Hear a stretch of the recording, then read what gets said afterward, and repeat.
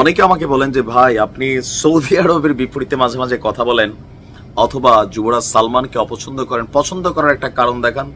কালকে মাত্র প্রশংসা করছিলাম, কিন্তু গুনে গুনে 24 ঘন্টাও হয়নি কিভাবে ইরানের পিঠে ছুরি ভোগছে, কিভাবে আমেরিকার দালালি করছে, কিভাবে মার্কিন যুক্তরাষ্ট্রের স্বার্থকে এই অঞ্চলে ছড়িয়ে দিতে, ইসলির স্বার্থকে ছড়িয়ে দিতে তলে তলে কাজ করছে। আজকে যখন ইরানের কাছ থেকে তথ্য আসছে ভাবা যায়, আমি আশ্চর্য হয়ে গেছি। আপনি ক্যাপশনটাই এরকম, ট্রাম্পের সাথে চুক্তি করুন, নাইলে ইসরায়েলি হামলার ঝুঁকি নিন। ইরানকে সৌদির একটা চিঠি পৌঁছে দিয়েছে খুদ সৌদির যিনি রাজা আছেন ওনারই আরেক ছেলে। 2 দশকেরও বেশি সময়ের পর গত এপ্রিলে যখন আমরা দেখলাম যে একটা সফর হয়েছে, আমরা ভাবলাম সুন্দর, কিন্তু এই সফরের পেছনের গল্প এখন দেখলাম। সৌদি রাজপরিবারের কোনো জ্যেষ্ঠ সদস্য হিসাবে ইরান সফর করেছিলেন দেশটির প্রতিরক্ষা মন্ত্রী প্রিন্স খালিদ বিন সালমান। ওই সফরটার মূল কি?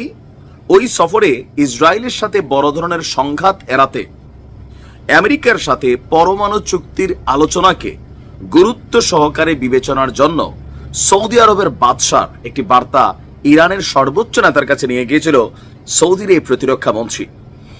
আমরা 4টি সূত্রের বরাত দিয়ে আন্তর্জাতিক গণমাধ্যম রয়টার্স এই প্রতিবেদন প্রকাশ করেছে যে গত এপ্রিলের মাঝামাঝিতে সৌদি আরবের প্রতিরক্ষা মন্ত্রী যখন ইরান সফরে গেলেন, সেখানে বেসিক্যালি আমেরিকার এই যে পারমাণবিক চুক্তি ইস্যু, ইউরেনিয়াম ইস্যু, এগুলা নিয়ে সৌদি বাদশার লেখা একটা চিঠি পৌঁছে দিয়েছিলেন ইরানের সর্বোচ্চ নেতার হাতে।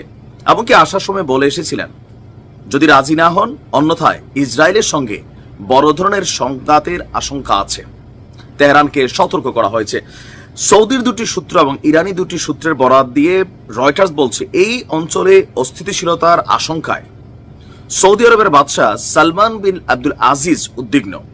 ইরানের সর্বোচ্চ নেতার কাছে এই বার্তা পৌঁছে দিতে তার ছেলে প্রিন্স খালিদ বিন সালমানকে তেহরান সফরে পাঠিয়েছিলেন। সেখানে আপনার তেহরানে প্রেসিডেন্ট ভবনে ইরানের কর্মকর্তাদের সাথে রুদ্ধদ্বার বৈঠক করেছিল সৌদির প্রতিরক্ষা মন্ত্রী। বৈঠকে ইরানের প্রেসিডেন্ট মাসুদ পেজেশকিয়ান, সশস্ত্র বাহিনীর প্রধান মোহাম্মদ বাঘেইরি এবং পররাষ্ট্রমন্ত্রী আব্বাস আরাকচি তারা সেখানে উপস্থিত ছিলেন। 37 বছর বয়সী সৌদির প্রতিরক্ষা মন্ত্রীর তেহরান সফরের খবরের পর বাদশার এই গোপন বার্তার বিষয়বস্তু নিয়ে আমরা এতদিন জানলামই না। আমরা জানলাম সৌদি ইরানের দ্বিপাক্ষিক চুক্তি, আমি নিজে নিউজটা করছি ভাই, সারা পৃথিবীতে দেখাইলো কি। তারপর সেখানে ফিলিস্তিন ইস্যু নিয়ে আলোচনা হয়েছে, আমরা এগুলোও শুনলাম, ভাবলাম সবকিছু সুন্দর। কালকে আবার মুখে মুখে বলতেছে সৌদি টদি যে তারা ইসরায়েলের সংঘাতের পক্ষে না, ইরানকে তাদের ভূমি ব্যবহার করে কোনো ঘটনা ঘটাইতে দেবে না, কিন্তু তলে তলে পাজামা ভিজাই ফেলছে। দেখছেন নমুনা? তার মানে এই যে যা আমরা দেখছি এখন বাকি আছে কাতার আর আরব আমিরাত, 2টারই একই চরিত্র। কি বলবেন আপনি? কিছু বলার আছে? আমার কাছে মনে হয় যে কিছু বলার আছে। আপনার 4টি সূত্রের মতে ট্রাম্পের প্রথম মেয়াদে ওয়াশিংটনে সৌদি রাষ্ট্রদূত থাকা, ওই সময় সৌদির রাষ্ট্রদূত হিসাবে আমেরিকাতে অবস্থান করেছিল এই খালিদ।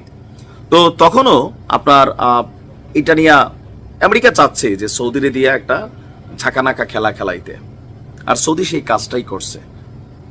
পিছনে ছুরি ভোগছে আর সামনে এসা পিরিতি দেখাচ্ছে। ইরান ঝুঁকবে না, ইরানের স্পষ্ট বার্তা। আমার মনে হয় ইরানের উচিত একতরফা হাঁটা, সামনে কোনো ডাইন বাম তাকার সুযোগ নাই, আর আরব কোনো রাষ্ট্রকে বিশ্বাসের দরকার নাই। ভালো থাকুন।